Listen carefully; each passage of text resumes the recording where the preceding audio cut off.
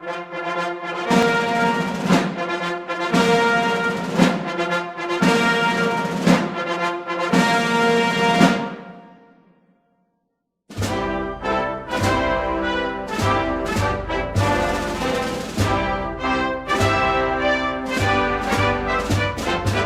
our programming. This is a national emergency.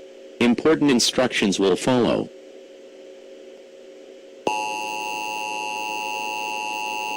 This is a WISC TV3 editorial with editorial director Neil Heinen. It's curious the way we decide which elections deserve our civic duty to vote and which we decide do not warrant that civic duty. It's especially curious given the elections that so many citizens decide to sit out are the very elections that analysts tell us hinge on voter turnout. This is another of those elections with races for governor, Congress, a constitutional amendment, and more, and with predictions of typical midterm low turnout. We're not sure what factors, other than the obvious lack of the attention-grabbing presidential election, contribute to an individual's decision on whether or not to go to the polls. So we'll just ask the question, why not vote? We ask that you think about it for a few minutes. Think about what's at stake. Think about the difference your vote could make, and at least go through the process of asking yourself, why am I not voting? Perhaps you'll change your mind. We hope so.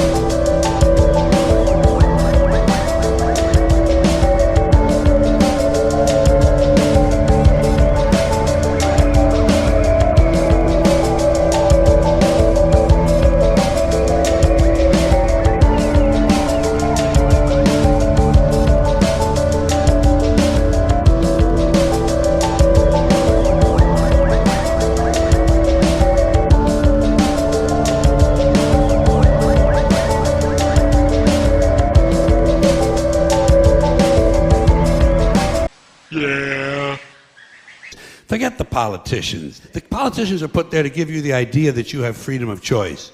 My name is Vermin Supreme. All politicians are vermin, and I am the Vermin Supreme. And that is why I am the most qualified candidate in this race at this time. Yes, I'm a politician, and I will promise you anything your little heart desires, because you are my constituents, because you are the informed voting public, and because I have no intention of keeping any promise that I make. Let me tell you why you're here. You're here because you know something. What you know you can't explain, but you feel it. You felt it your entire life, that there's something wrong with the world. You don't know what it is, but it's there, like a splinter in your mind, driving you mad. It is this feeling that has brought you to me. Do you know what I'm talking about? The Matrix. Do you want to know what it is? The Matrix is everywhere. It is all around us. Even now, in this very room. You can see it when you look out your window or when you turn on your television. You can feel it when you go to work, when you go to church, when you pay your taxes. It is the world that has been pulled over your eyes to blind you from the truth. What truth? That you are a slave, Neo. Like everyone else, you were born into bondage, born into a prison that you cannot smell or taste or touch. A prison for your mind.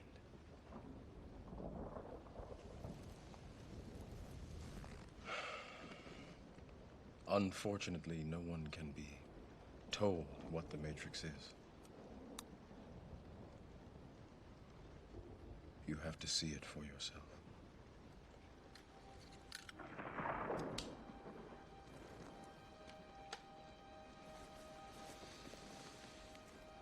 This is your last chance. After this, there is no turning back. You take the blue pill, the story ends, You wake up in your bed and believe whatever you want to believe.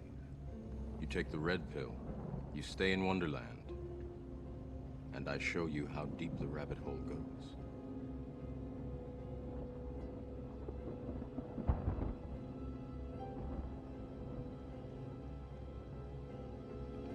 Remember, all I'm offering is the truth, nothing more. You don't. You have no choice. You have owners. They own you. They own everything. They own all the important land. They own and control the corporations. They've long since bought and paid for the Senate, the Congress, the state houses, the city halls. They got the judges in their back pockets. And they own all the big media companies, so they control just about all of the news and information you get to hear. They got you by the balls. They spend billions of dollars every year lobbying to get what they want. Well, we know what they want. They want more for themselves and less for everybody else. But I'll tell you what they don't want. They don't want a population of citizens capable of critical thinking. They don't want well-informed, well-educated people capable of critical thinking. They're not interested in that. That doesn't help them. That's against their interest. That's right. We owe $70 trillion. I understand that, but to walk out a $4 trillion solution, which is basically just a way for the Democrats to avoid dealing with this until 2017. I'm not here to talk about plans to deal with this till 2017. I'm saying we've got a real problem, and I'm tired of Republicans and Democrats who either want Republicans who want to burn the place to the ground, and Democrats, with all due respect, who want to offer a plan that gets it through their end of their second term of their presidency, and then screws me and my kids when it's over. And until we do that, we have to deal with the extraction that is at foot. It is the reason the financial markets are behaving the way they're behaving. That is a mathematical fact. This is not some opinion. This is a mathematical fact. Tens of trillions of dollars are being extracted from the United States of America. Democrats aren't doing it. Republicans are not doing it. An entire integrated system, financial system, trading system, taxing system that was created by both parties over a period of 2 decades is at work on our entire country right now. And we're sitting here arguing about whether we should do the $4 trillion plan that kicks the can down the road for the president for 2017 or burn the place to the ground, both of which are reckless, irresponsible, and stupid.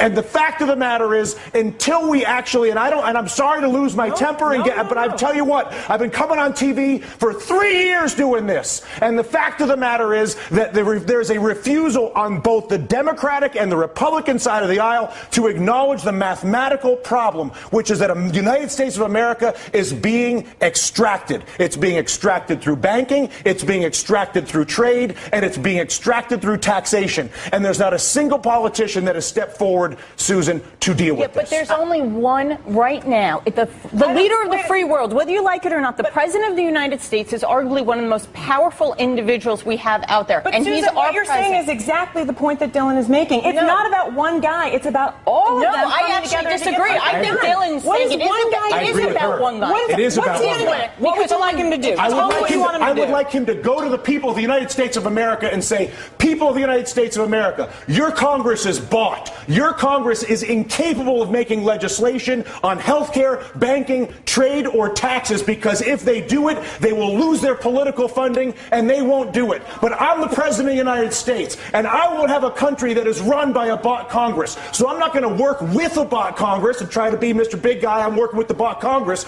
I'm going to abandon the bought Congress like Teddy Roosevelt did, and I'm going to go to the people of the United States and I'm going to say, you've got a bought Congress. And until we get rid of the bought Congress, which is Jimmy Williams' constant point, which is get the money out of politics, and until a president says that's the problem and says he's going to fix it, there is no policy that I can possibly see, no matter how brilliant your idea may be, or your idea, or my idea, or her idea, or your idea at home, is that idea will not happen as long as there's the capacity to basically fire a politician who disagrees with me by taking funding away from him. Is that a fair assessment? Money in politics is the root of all political evil. It is corruption at its worst. And until we step up and kick that out of the park, it's going to be the same system all and only the president could do that. We're going to keep you guys. Congress has to do it too. The Congress has to do it too. But I'll tell you what. How bad does it have to get? How much money has to be extracted? How many things have to be heard? Down to brass tacks. Okay, physically, what do? You go and give a speech right now. right now. Right now. You say. And then what happens tomorrow? Tomorrow, what happens is you begin the process of actually investing in solving the problem. So I come out and I say, how? I create an infrastructure bank with 2% blending immediately. Once I explain to people the problem, once I explain to you have cancer, once you understand how screwed up your trade, tax, and banking policies are, believe me, you will have no issue when I incorporate an infrastructure bank that I fund with repatriated offshore money that I bring in and then use to create 2% direct lending to every business in America. Because when you realize that the banking system is fully corrupt and defrauding us, and I come out and say that, which is what I want my president to do, that at that exact moment I say, you know what, we got a screwed up situation here, people. You all know it, and now what? I'm going to admit it. And as a result, not only have I admitted it, but we're going to begin the process of solving it like grown-ups. They did it in World War II. They did it after the Civil War. They did it in Latin America with the Brady bonds. We are not seeing it happen now. The panel stays a little more emotional than I anticipated getting at work this afternoon, but what am I going to do? They don't want people who are smart enough to sit around the kitchen table and figure out how badly they're getting fucked by a system that threw them overboard 30 fucking years ago. They don't want that. You know what they want? They want obedient workers. Obedient workers.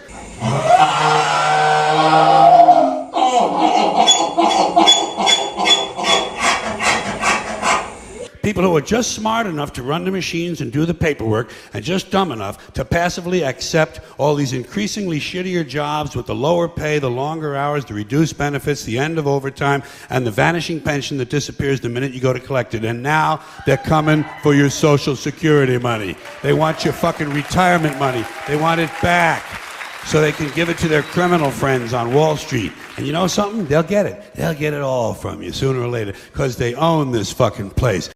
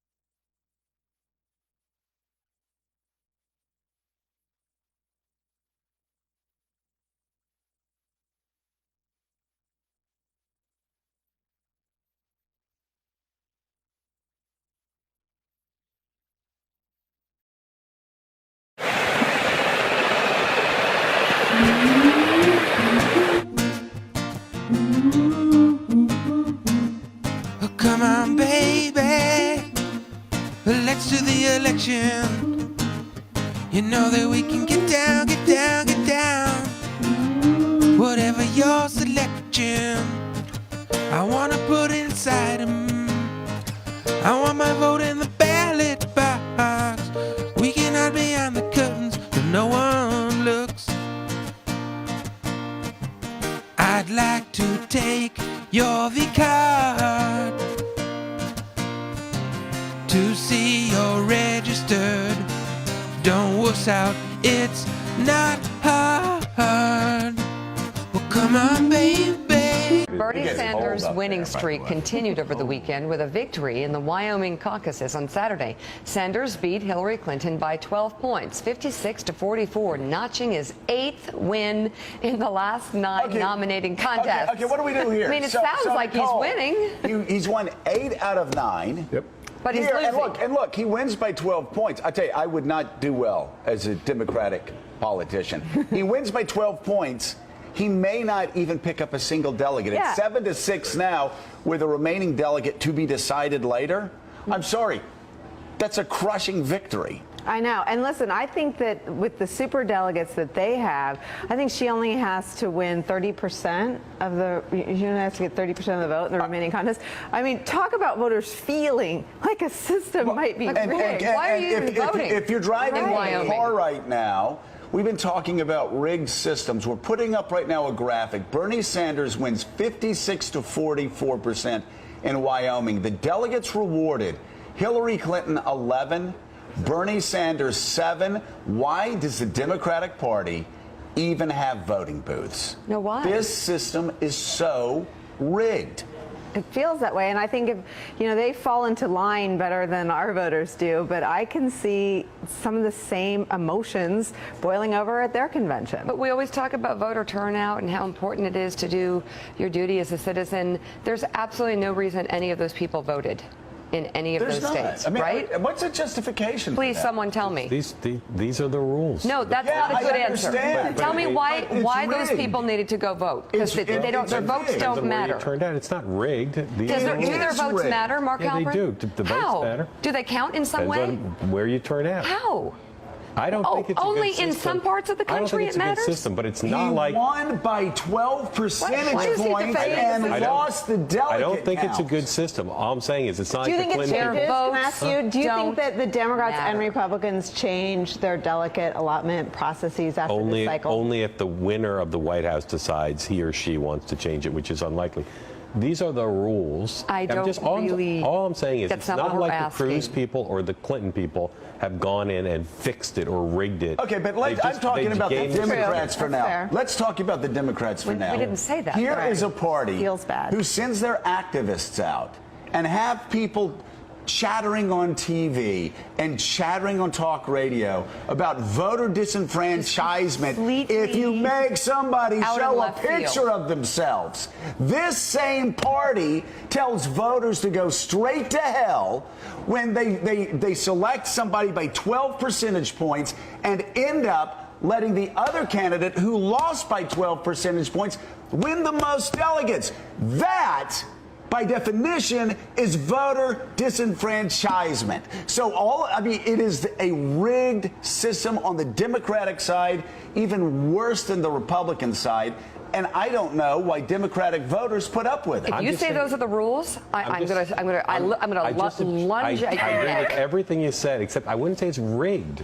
It's not rigged. It's disenfranchisement. It's not one person, one vote. What do But it's you not call rigged. it when voters going to the voting booth doesn't matter At as all. much as insiders? A Millions. messed up system. That is a rigged. It's not It is a rigged. system It doesn't- rigged against voters. It's a system rigged against people that go to voting booths. It's a system rigged against people that go out to caucuses. It is a system that is rigged in favor of the rich and the powerful and the politically connected. Bernie Sanders wins by 12 percentage points. So he wins 56 to 44. Now let's look at the delegate count.